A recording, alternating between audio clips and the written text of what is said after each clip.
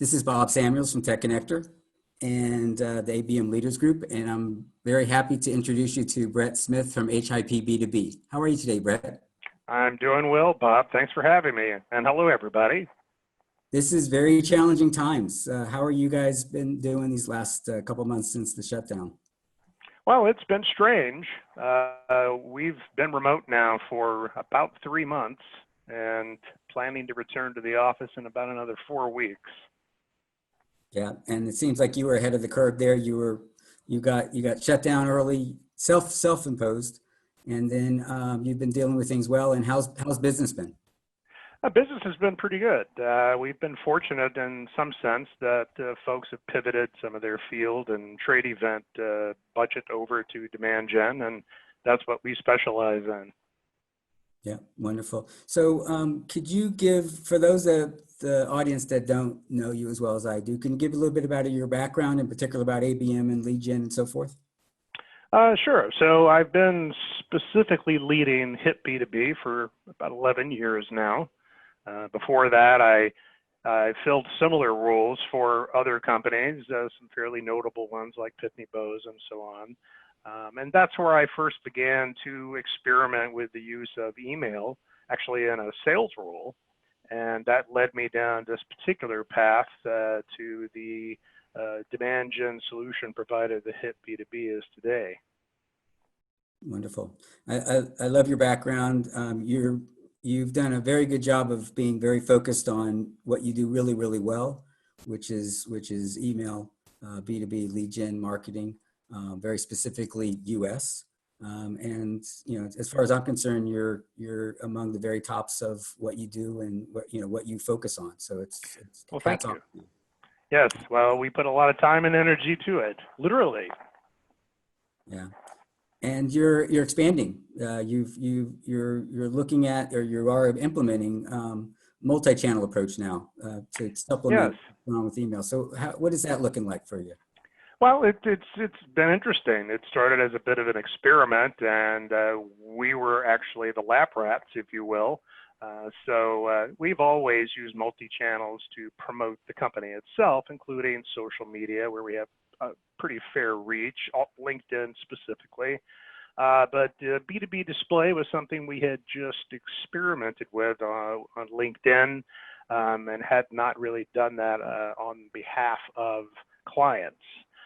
So as ABM has evolved and the market has become so crowded, the inbox is jammed, there's such competition for eyeballs, we began to look at how we could reach the earliest forms of demand sooner than we could necessarily do so by our core approach.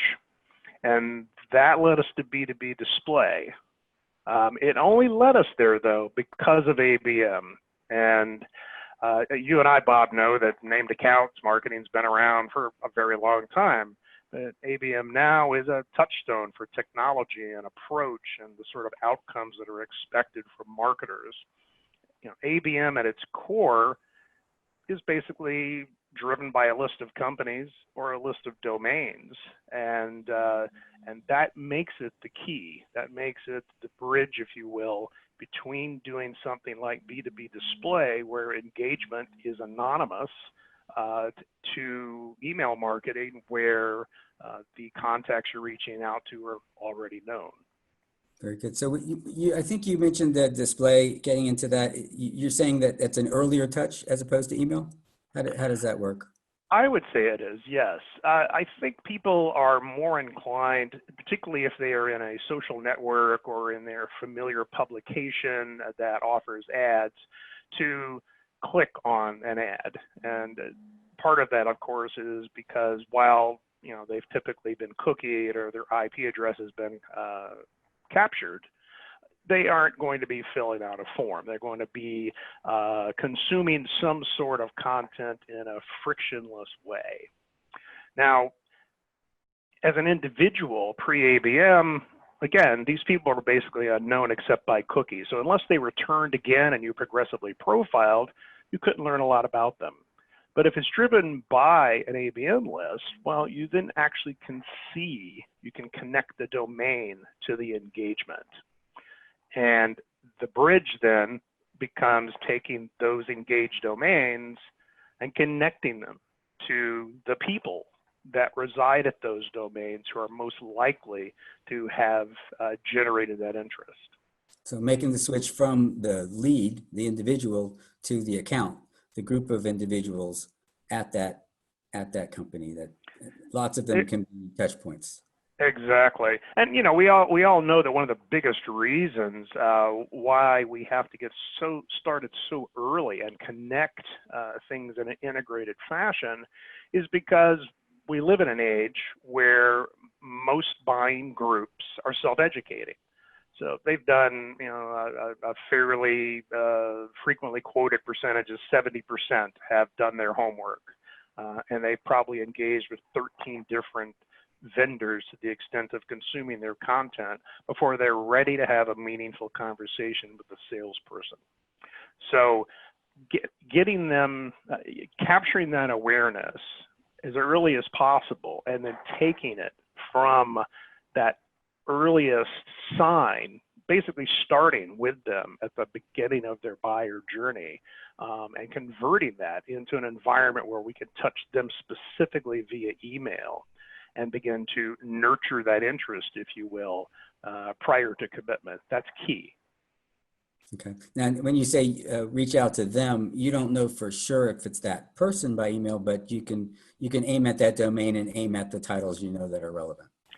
Yeah. So you know, back in the day, everything was persona driven, right? So a persona would have been at the individual level, a job function, a job title, and then the company firmographics might have been a particular size of organization and their geographic location, et cetera, et cetera. So that same thing applies in ABM when you're trying to get to the contact. So knowing the domain, yes, you're right, it doesn't tell you who the individuals are, but matching the persona to that activity gets you a whole lot closer. And since we know that most buying decisions are made by groups now instead of individuals, it makes sense to reach out and touch all of those folks in what I call the circle of influence. And email is the perfect way to do it.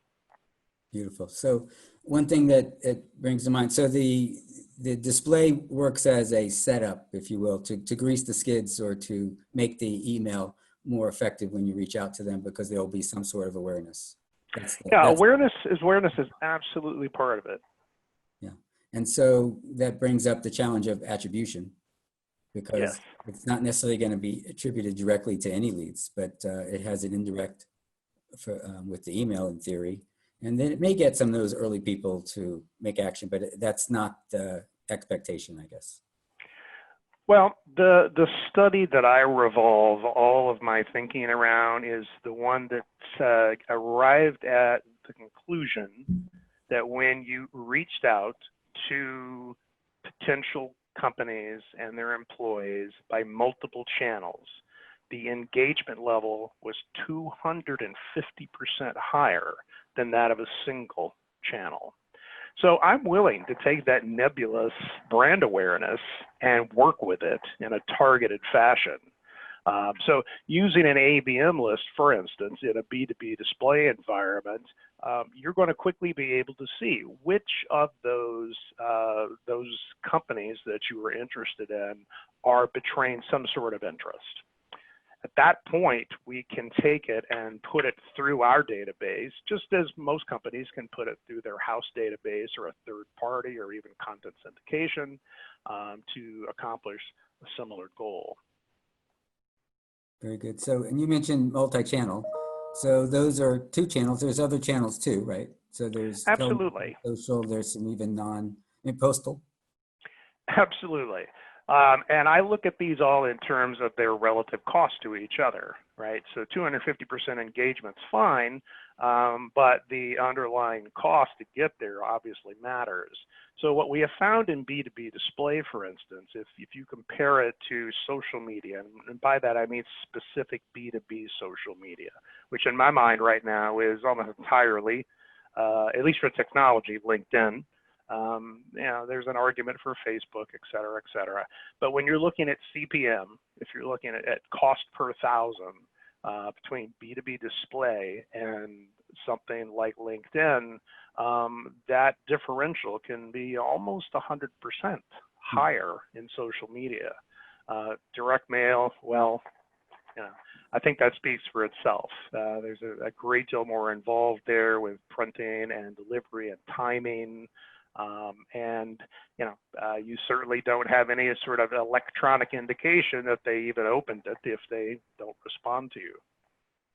Yeah, well, I'll be definitely interested in hearing, because I don't, the cost per thousand is one thing, which it's a factor, but at the end of the day, the cost per opportunity, if you will, is probably the best metric. And Absolutely. if we don't get past the cost per thousand number, then we'll never know how the other ones do. So I'm curious, if you do test other channels, how those perform. And I'll do the same. I'll share with you once I learn more, because I like your idea that the multi-channel approach, especially the way people are these days, with they're inundated with lots of different things all over the place, to be able to hit them with a nice consistent message, I assume, and a story, that it makes a lot of sense that the different touches help each other out. There's some synergies. Yes. And we've always been strong proponents of content marketing. So when you say the word story, that means a lot to me in terms of how we execute. When I say join someone at the beginning of their customer journey, I want to do so in such a way that what I'm communicating to them is not transactional, it's not product specific. It's instead projecting thought leadership. It's indicating that there's expertise, there's credibility here. We don't expect instantaneous trust, of course, but we will build that over time. And once we've identified the interest, then email becomes the sort of natural and targeted way to pursue that. That makes sense. So how do you go about deciding what personas to go after? That's something the client chooses, I guess, but you help them through that process. It really depends upon the client. In fact, this might be a good spot for me to share sort of a tip and trick, if you will. A lot of folks are considering ABM these days, but there's a lot of levers to pull to get there, right? I mean, you've got to be well aligned with your sales organization. You've got to have a very good understanding of your CRM and which contacts were part of that buying group, and so on and so on. So a lot of people still struggle to put together an ABM list. And I can tell you that from our perspective, one of the best ways to leverage an ABM list is if there are domains provided to us that actually match the companies. And I say that for a reason, because people that are struggling to move into ABM, in my estimation, that's the first thing you want to do. Once you can match domains, now you have the ability to take that and move it into B2B display. Similarly, if you don't have an ABM list and you want to have a better idea of what the demand is out there in the ether, if you will, we can take a persona-based list, build domains from that, put that into the ad ecosystem, and winnow it down to get to your ABM list. Another one, what I mean specifically is, say you have 5,000 companies that come from a persona-based list. We run that through a B2B display ad network, and now we've determined that about 1,000 of them are actually demonstrating early interest. Well, now you've got your ABM list, and that answers your other question long-windedly, that's the 1,000 that we're going to go after via email. And maybe some subset of that based on their level of interest. Very good. So then I guess you could do something combination where you can find lookalikes. They can tell you which ones they like, which are their favorite customers or prospects, and you can go find other companies that meet that similar persona. Yes, it can really become very complex. One of our largest customers these last 2 or 3 years has had, I think, 8 separate personas, each with their own account list, and with varying pieces of content that cycle through that during the course of a year. It can be very complex, and so I guess I'd be doing a disservice in not saying that marketing automation is also very key to any of this to do it at scale, right? Without that, it's very difficult to deliver nurturing communication without in such a fashion that you can get outcomes that can be put to purpose. Explain more about that. So you by definition feed all of your information into the client CRM. Yes, we do that through an integration, and it can go directly into their CRM, or it can go into sort of a holding capacity while they do their own quality check. We can also pass lead scoring, and that's one of the things that a lot of companies do. Brands that have their own list, right? They begin to send communications, they begin to collect intelligence, and they have a scoring mechanism for determining as a marketer when it has reached the level that it should be passed off to an SDR. One of the advantages of importing leads from a third party who's already done some of this prior work, some of this nurture for you, is you can bring that particular status into your CRM. And that may shorten the sales cycle, right? Because it may be determined that you can push them to an SDR sooner, or you could send them a lower funnel piece of content like a case study instead of an infographic, and so on. Very good. But automation's key because most companies are trying to do this at scale. They're not looking for 1 or 2 opportunities. They're looking for hundreds of opportunities. Right, and look for patterns and so forth. Yeah. So speaking of which, how often are you getting feedback from the clients about which leads worked for them, which they were able to nurture and become opportunities and so forth, so you can find others like that? Is that a pretty rare situation? Feedback. No, feedback is almost continual. We pride ourselves at HIPB2B on our account management, so we keep those channels open. And we want to hear from clients whether something performs well or whether it doesn't perform well. But I'll tell you that the expectation I set and that our sales team set is that in this day and age, while there's low-hanging fruit, nurture is absolutely crucial. The average person will open 8 to 13 pieces of communication from you over a 2 to 6 month period before they will necessarily engage. Our job is to cut the lower third of the effort off, right? So to take the tools they give us, identify demand, qualify them, ensure that the quality that we pass through is solid, right? Every aspect of that contact record, so that it can be readily imported into a CRM or a marketing automation platform. And then the work begins. That's not the end of the job, right? That's not when you pass it to an SDR, but rather when you begin to nurture them to some status that you can close business with them. So you have to manage the expectations of the client, because if the client thinks those very, very top of the funnel hand raisers are ready to be called on, they'll be disappointed. And some will work. Overall, they're not ready to be called on. Right. And consumers have become very adept at avoiding these sorts of things, right? I'm old enough to remember when voicemail was not all that prevalent, and I don't remember the last time I took a live call. I use voicemail very effectively for screening. It's the same with email or any other communications. We are all inundated with information. So it has to be something that cuts through, and it has to be meaningful, and it has to be targeted. Yes. And so if I recall, and maybe your memory's better, if your statistics from 10 years ago, or industry statistics, the opens and clicks and so forth were much higher than now, because it was more novel, I guess. And now they're getting inundated with lots of different competition. Yeah. Yeah, you're touching on one of my favorite topics, which is the topic of marketing best practices, right? So, yes, back in the day, before email was accepted in the B2B environment as a good way to identify demand and start opportunities, it was far easier to get the job done. Good example is webinars.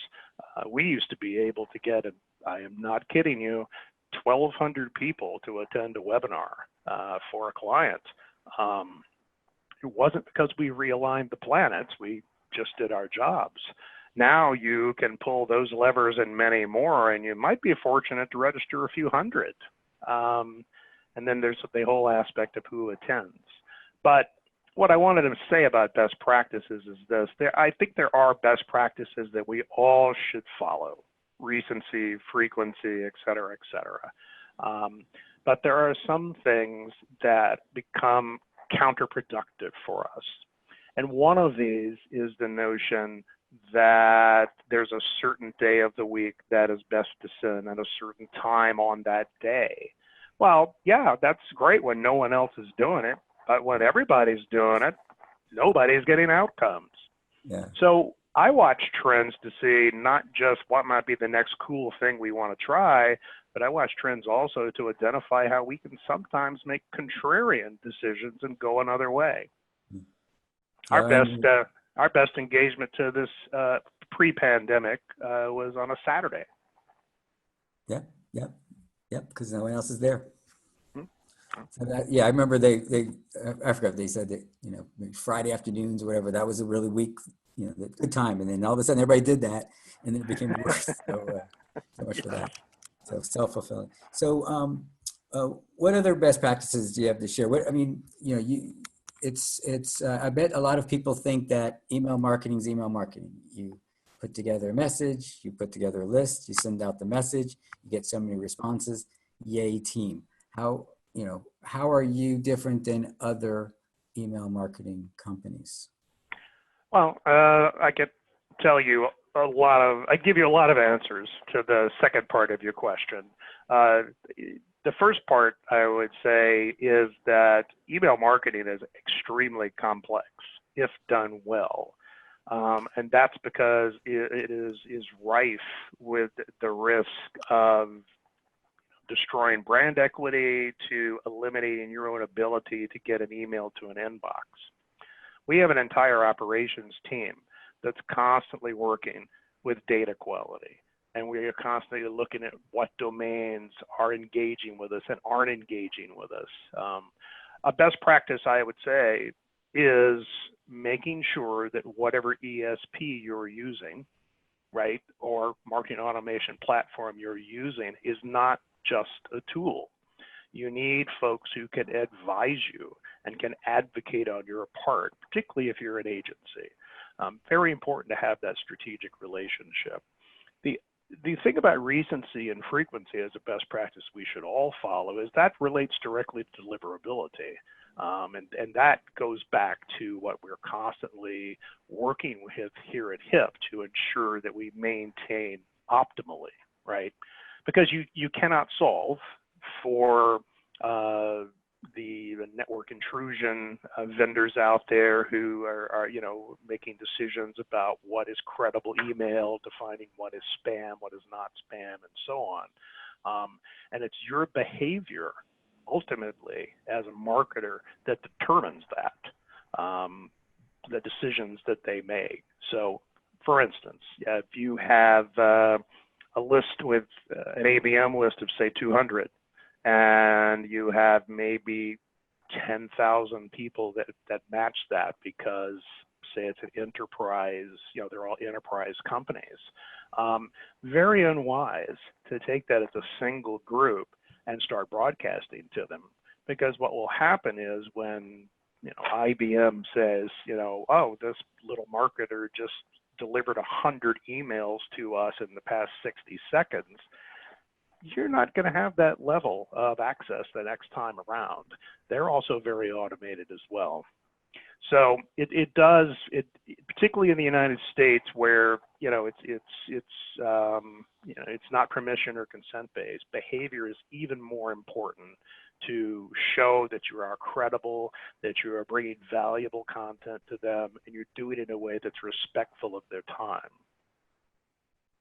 Very good. So getting back to the coordination with sales and marketing, that's one of the reasons why I like ABM, is that it gets everybody on the same song sheet in theory. That, instead of just getting leads from the marketing team, but marketing team can focus on the ones that are high value for the sales, which is nice. I mean, it's nice to know what you're aiming at. So one of the questions from our audience was, do you consider ABM a sales tactic or a marketing endeavor? That's a good question. ABM, by definition, is driven by a list of named accounts. If you are a salesperson and you have the ability to use your email intelligently and use social media channels and so on, then why wouldn't you do some of your own prospecting? But this is where alignment is key, because marketing typically is the department that defines how the message is communicated. So that the alignment is so important, so that when a salesperson takes it upon themselves to delve into an account rather than wait for a scored lead to arrive from marketing, they have to be saying the same thing in the same way, while also breathing a little personality into it. Yeah, very good. So the answer to the question is it a sales tactic or marketing endeavor? It's both. Yeah, I think it really is. Logically, it would be, right? I mean, that you can't operate in silos. First of all, in ABM, you have to have buy-in from the sales organization to have such a list. Then the next thing in terms of alignment with sales is to set proper expectations. So great, we have a list, we're going to go out, we're going to promote it, we're going to get people who are going to fill out a form. Okay, but we're not going to just send people to you because they committed that single act of completing a form. That is not sufficient score. That does not indicate more than necessarily a passing interest. So sales has to realize that it does take time to nurture them, and it's in their best interest for that to happen. Another plug for that nurturing. Absolutely. Yeah, it's a process. Well, that's the big challenge I think a lot of companies find. If you have the sufficient budget to do marketing automation, putting ABM into practice is just really aligning with sales and just building out a proper strategy to undertake that. But to nurture, you have to have content also. So it can't just be a white paper. There has to be other things of value that can be communicated to that prospect until such time as they've engaged enough for them to be ready for sales. Yeah. So, yeah, very good, very good. As far as signals goes, so I guess you rely sometimes on knowing that maybe there's some people in your list of folks that you've contacted in the past that have shown an interest in a product. So you may choose to message them and see if they're interested in the new client. So my point is, do you have signals or intent indicators of who you might want to go after first or as a priority? Right. Well, we do maintain information that we call behavior rather than intent. We also work with lots of brands that are, leveraging other providers that specialize in capturing web signals and sending over to us those that are indicating intent in a certain period of time. But yes, HIPB2B has had a large database for a long time. We send many, many millions of emails a year. Any engagement that happens with that is tied not just to the campaign and the brand, but it's also tied to keywords. And those keywords also are linked to recency and frequency. When did that happen? How long ago did we send it to them, et cetera, et cetera. So yes, we do have, again, what we call behavior. And that can be an indicator of intent, without a doubt. Right. Yeah, and I agree. Behavior arguably is more than, it's pretty valuable versus just general. Again, I call it all signals. It's just an indicator of something. Nothing's perfect, but it can increase the probabilities that you're sending the right message to them or the right timing, I guess. Yes. Is an important thing. Yes. And it also helps to make a determination whether you send anything at all. Right. Sending to people who don't engage is actually a very poor practice. Continuing to do that over time will destroy your IP reputation and make it very hard to get any of your emails delivered. Right. So in this whole outreach, you've already addressed the who you reach out to, which is the personas at those target accounts and so forth. So that's the who. The what you want to send is the messaging, I guess, and I would assume that the clients typically will present you their messaging they want, and you may make it so that it works well in the medium that you're using, either email or display. It's a little different for us as an agency than it is for a brand, particularly when we work in like a syndication atmosphere where there could be multiple other partners that are promoting that same asset for that brand. So our approach, when allowed, because sometimes we are compelled to follow an abstract, is to both write original copy as well as do original and responsive design. And the reason for that is that, because we all know that there's overlap in our databases, if someone or some company, particularly on an ABM list, are going to be receiving the same content from, a dozen different partners, that's problematic for all of us, up to and including the brand equity of the company that wants us to do this for them. So we differentiate that by trying to create a different UX for the recipient. Makes sense. Thank you for that. So another question from our audience. Thank you, guys. Thank you all. So do you offer personalized ads and personalized websites, or are they required from the client? Well, that's a good question. I want to make sure I fully understand that. So we don't design websites for clients. What we do, however, is we'll take a piece of content provided to us, and for purposes of this, we'll call it an ebook. And we will write what we call derived content. So that's the textual part of it. That is going to be part of the email and part of a landing page. Of course, we will completely align with the brand guidelines of that client. But yes, at the end of the day, the brand is not doing the design, nor are they hosting it. They're simply providing us the messaging that we can then place within our little ecosystem, and then we match those in our database to their specifications, whether it's a persona, whether it's an ABM. Right. And so you take it, you'll design the message based on the content, like I said, derived from it, and the landing page and the whole user experience. Exactly. Yes. I'm a big fan of disruptive subject lines as well. And disruptive is, air quote kind of a word, but even when you're delivering to an IT audience, which is a very big part of who we are delivering to on behalf of brands, I think everybody has a sense of humor. I mean, at the end of the day, we are selling to human beings, right? We're not selling to a laptop or an email client. So a little bit of humor, a little bit of mystery sometimes can go a long way. And that's one thing that we also try to focus on. And I think that's the best practice. You just have to be very careful to do something that is going to communicate a message without putting someone off. I love it. So what are some of your favorite subject lines?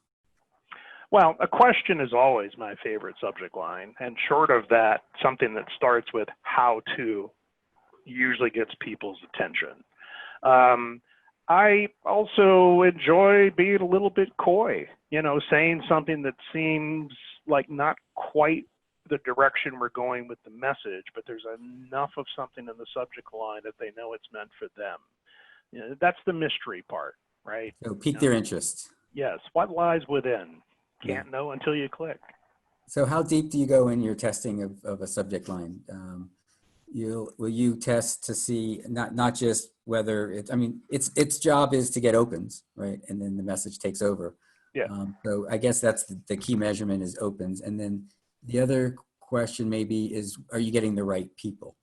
So you may get lots of opens, but they're not the target. And the real target people, they respond to a different subject line, a lower open rate, but they're the right people. So Yes. the qualitative aspects, besides the quantitative aspects of the audience that's being attracted by or being a successful interaction with.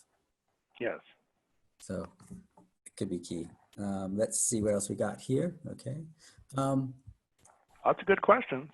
Yeah, keep them coming. Keep them coming. So how often do you reach out to people? Will you send them one message and stop? Oh, that's very rare.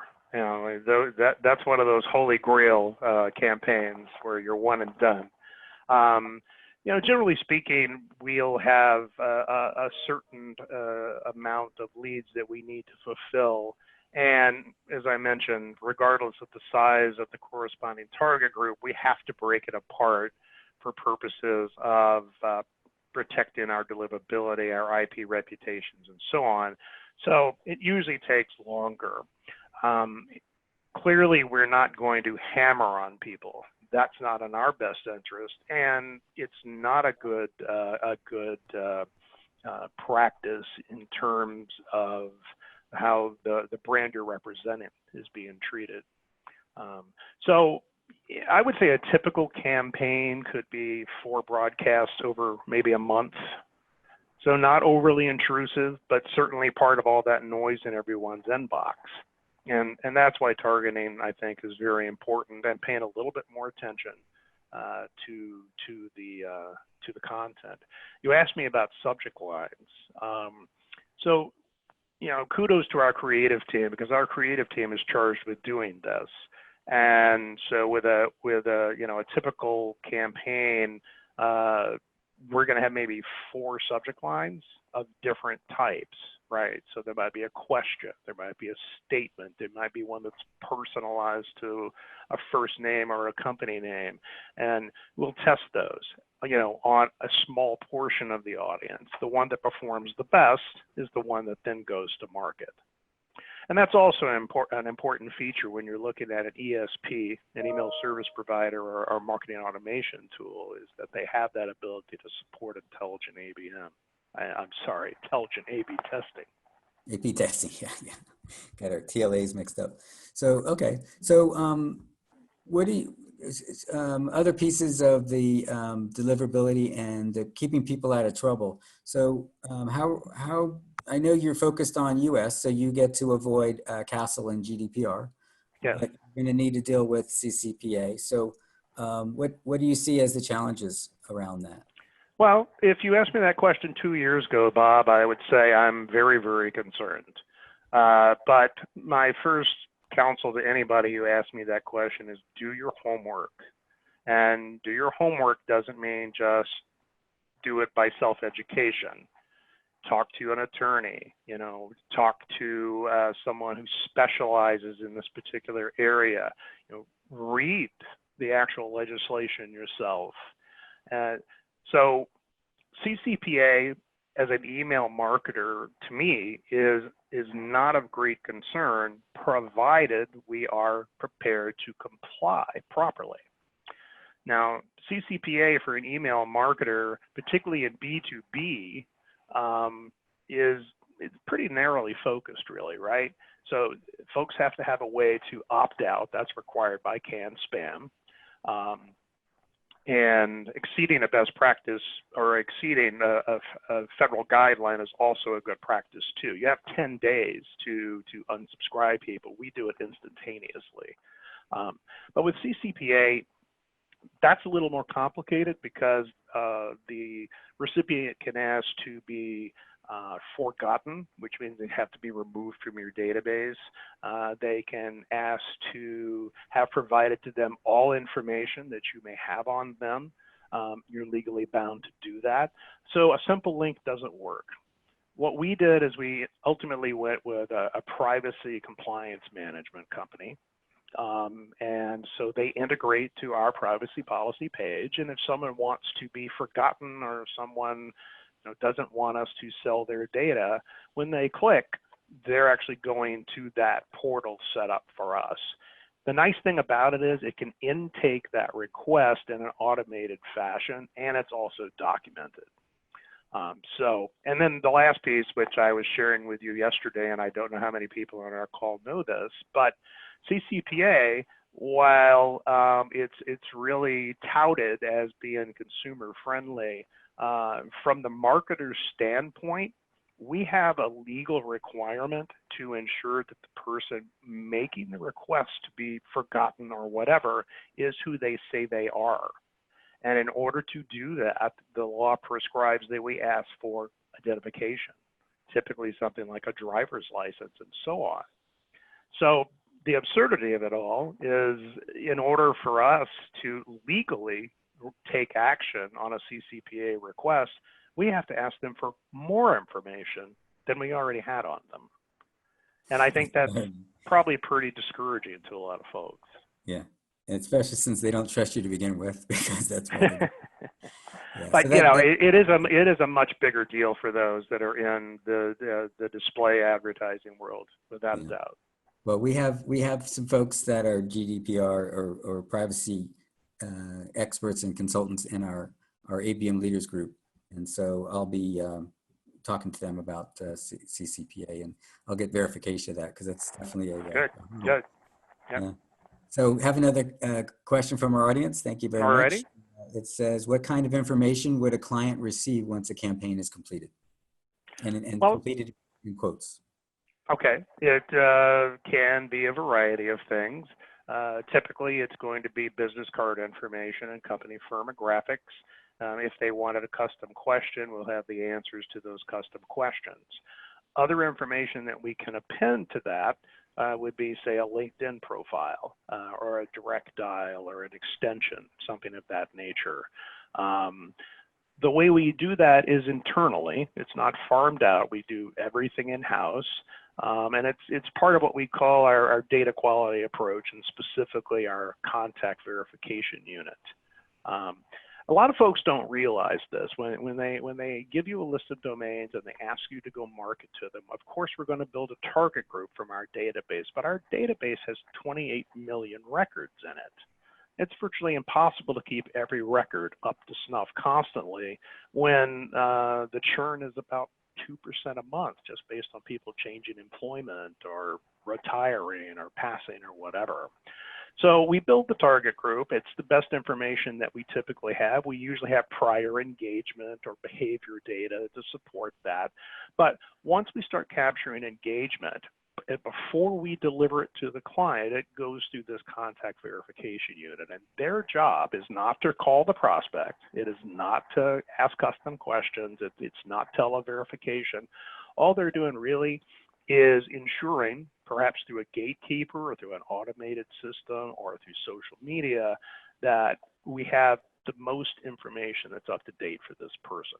We know the email address was deliverable, right? Presumably it was well targeted because they responded, they filled out a form, whatever it is they did, but their title may be different. Their phone number could have changed. We certainly don't have their LinkedIn profile unless we bring it into the record. So to me, that data quality piece is one of the cornerstones of what we do, ensuring that if I was making a sales call, that not only do you have one channel by which you can reach out to these people, and that's email, because that's how we captured the demand, but you also have a phone number, an address, and a social media profile where you can put a multi-channel approach to work. Very good. So let's talk about budget a little bit. And I imagine it depends on the each individual client, their call to action, their brand awareness to begin with, Yep. lots of things. So if they want to end up with, let's say they want 100 and end up with 100 sales opportunities, if they were to work their way backwards, how many leads would they have to nurture to get there? How many leads would you have to be able to deliver to them? How many display ads would they need to have to show to be able to get so many leads to be able to nurture for you to nurture Yep. with email? I wish that was a one size answer, one question answers all, because it really isn't. There's so much that goes into the calculus of that. Obviously, in the email realm, we know what open rates are, we know what click-through rates are, we know form completion rates, form abandonment rates, etc. But there are other things that go into this. You mentioned brand. An unknown brand it's much more difficult to get qualified interest from a brand that is not that well known. But other things play into this as well, including sales cycle, including the sales budget, the goals that they have. A client can tell us what they want. Do they want a marketing qualified lead? Do they want a sales qualified lead? And we have various approaches, levers, and means to bring about some of that, yes. But at the end of the day, say something like a truly Bant campaign, that, in my view, requires a minimum of 2 channels. Okay, now I'm going to want you to explain some of those terms that you mentioned. So you've got marketing qualified lead, you've got sales qualified lead, Yep. You have HQL, highly qualified lead, you have a sales opportunities, your sales accepted lead, and you have Bant. So what are all those things, and how do you define them? How do you differentiate them? Well, we actually just put out a blog post. It could have been yesterday or the day before that actually talks about 4 of those and how they differentiate. I'll add some referral links for that. But yeah, absolutely.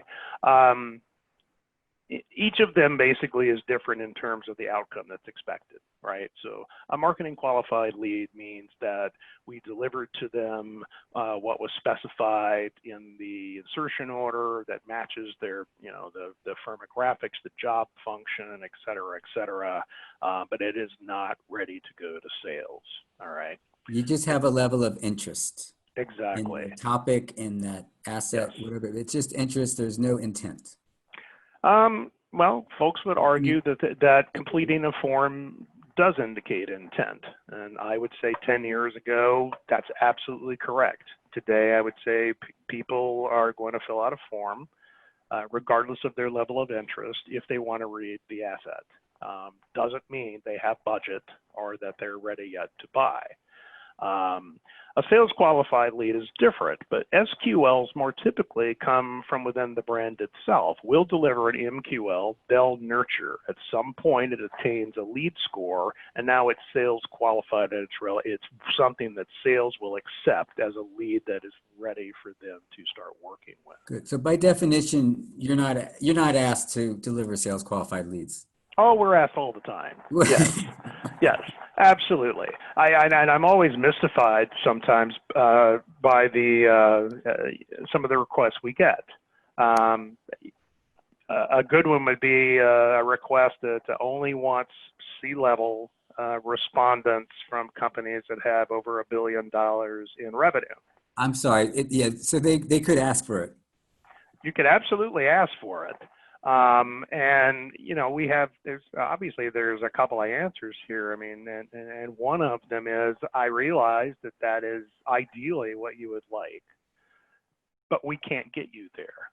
We can get you to the circle of influence around them. And that's really more reflective of how decisions are made today. A C-level executive may sign off on something, but you can bet they're not doing vendor qualification. They're not sitting through demos. They're not making decisions at that level. So it's very important to reach the folks that are around them. Sometimes you can convince a client otherwise, and sometimes they don't become a client. So you mentioned Bant. Explain what that is, and are you asked to deliver those, and how well are you able to? Because my understanding is with email, you get a lot of eeny, meeny, miny, mo answers, and not necessarily Yeah, accuracy. Bant is always a special challenge. You know, my response has always been that it's much more difficult to accomplish that strictly by email without some sort of other channel, particularly phoning. But we are asked to do it. And I would say that the key there, if we're going to try to accomplish it purely by email, is it has to be an extremely well-known brand, right? Because folks are only going to give up so much information if the one asking for that information is highly credible. So and to be honest, large brands who want Bant outcomes usually pay very well also. Whereas a smaller company typically will have a smaller budget, and you know, the economics don't work for any of us. So they can ask for it. They can ask for it. At the end of the day, though, Bant is, in my view, it's just not realistic. You know, it's not reflective of what the current buying universe looks like, which is about self-education. It's about credibility and trust built over a nurture cycle. It's about scoring people and ensuring that you're not handing someone who just had minimal interest to a sales rep. Because in doing that, you know, not only are they just burning up that lead, but they're also very likely closing that door permanently with that prospect. It's not a good move for anyone. So Bant can be done, yes, but it has to be a very large, very credible brand in my view. Yeah. So you've got some education on your hands as far as setting expectations for your clients to make sure they realize what you can and cannot deliver. Yes. And you know, unfortunately, if you're taking the long view, which means looking after your own agency's reputation, you know, you sometimes just have to say, no, I can't do it. Now, 10 years ago, that wasn't the case. You could do a lot of things with email that you can't get accomplished now without a great deal more work. And it just becomes a point at which that the economics don't work. They either don't work for the client or they don't work for us. Yeah, that makes sense. And I think you're doing a service by pushing back and making sure that they understand exactly what they can. Sometimes no is the best answer. You know, I like to call it no, but. Which kind of goes back to what I was saying before, which is no, I can't get you C-level executives at billion-dollar companies, but if you're willing to listen to what we can accomplish in this regard and begin that journey to the C-suite, that we can do. Yeah. We have another question. Okay. Do I have to buy new tech or software to implement receive leads or ABM results? Well, if I understand the question correctly, if we had a mission to fulfill a campaign and deliver a certain number of leads, the minimum technology that would be needed would be a spreadsheet. You know, we can pass leads in a CSV if we need to. Most clients that we work with tend to be enterprise technology providers. Most all of them have CRM. Most of them have an investment in marketing automation.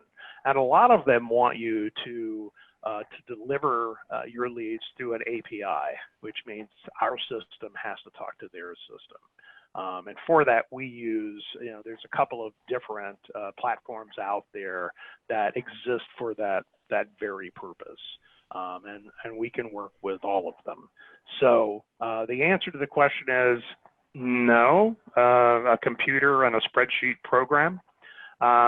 But you know, if you're going to be taking delivery of leads at scale and you really want to be able to nurture them and get to the true value that lies within them, then an investment, at least in some marketing automation, and that's not that expensive, by the way. There are some out there that are relatively nominal that can get the job done for you. What are some of those that you're referring to? Well, the one that immediately comes to mind is HubSpot. HubSpot is very well thought of.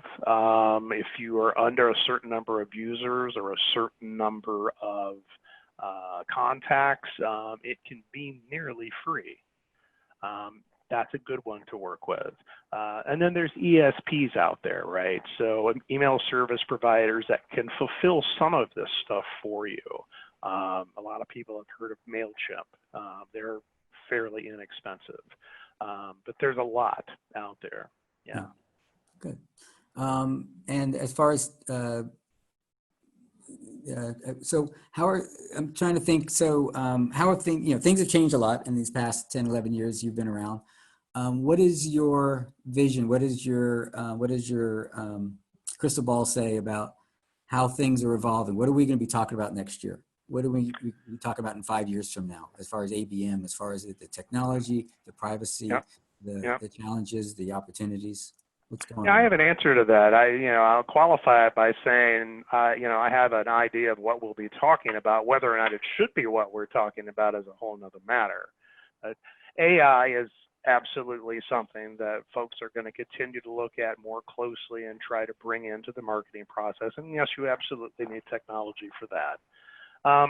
Video marketing, we've been hearing that, this is its year for, I think, probably 5 years now. And I think we're going to continue to hear it this year. And the pandemic may be one of those things that, kind of makes the use of video for those purposes, more widespread. People talk a lot about personalization. Personalization can take a lot of forms, right? That can be as simple as using a mail merge command to put a first name or a company name in an email, up to the information that you collect about people that indicates, an image that is contained inside a message you send them. I think personalization makes a lot of sense, but yeah, it also has to be authentic. And it's very hard to communicate with individuals authentically at scale, regardless of personalization. I'll share this with you, that usually when we do A/B tests and we have, say, 4 subject lines, and one of them is personalized with a first name, it performs the least well of all 4. Least well. Yep. That was one of the hot things early on. Yes. Right, and then it's either because it's spooky or because it's so yesterday. Yep. But I think you're also going to see more community-based marketing. So if you think about it, LinkedIn, Facebook, Twitter, they're all communities, right? You can fully communicate within them without having to do anything outside of it. And there's a lot of companies out there that are starting to do that very thing around their brand, or there's agencies that are building that around certain topic areas. And there's media companies that have done this for years, and they get very good outcomes. We have a small example on LinkedIn. We have a group that we manage, has about 8,000 members, but the thing with the community is to ensure that it functions as a community, right? And that requires curation. It requires management. It's going to be interesting to see how that can be brought about. The other thing that we're going to continue to talk about is privacy. To what extent are we willing to provide information, and to what extent should the government be involved in determining what companies can and can't do? And, that has been a leading topic for some years now. That's the whole reason for GDPR. That's the whole reason for CCPA. And, my personal opinion on that is that all of us in this ecosystem that are communicating with consumers, whether they're B2B or B2C, is we need to behave in a way that makes people comfortable with that. It's, they always talk about the bad apple in a barrel. It's the same thing here. It's a few bad actors that make us all look bad. And the ultimate outcome for that is there's government legislation that we all have to abide by, and it becomes another cost of business, and it becomes another obstacle to getting your job done. Yeah, but if it weeds out some of the bad apples, then your messages can come across better, ideally. Okay. So I'm happy to have you in our marketplace. Thank you. You're very good at what you do.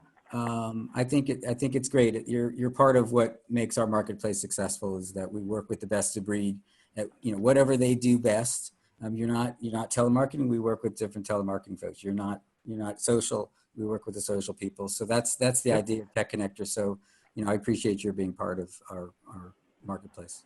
Well, thank you. We're happy to be a part of it. Yeah. And I'm glad we had a chance to get together today and talk with a few folks.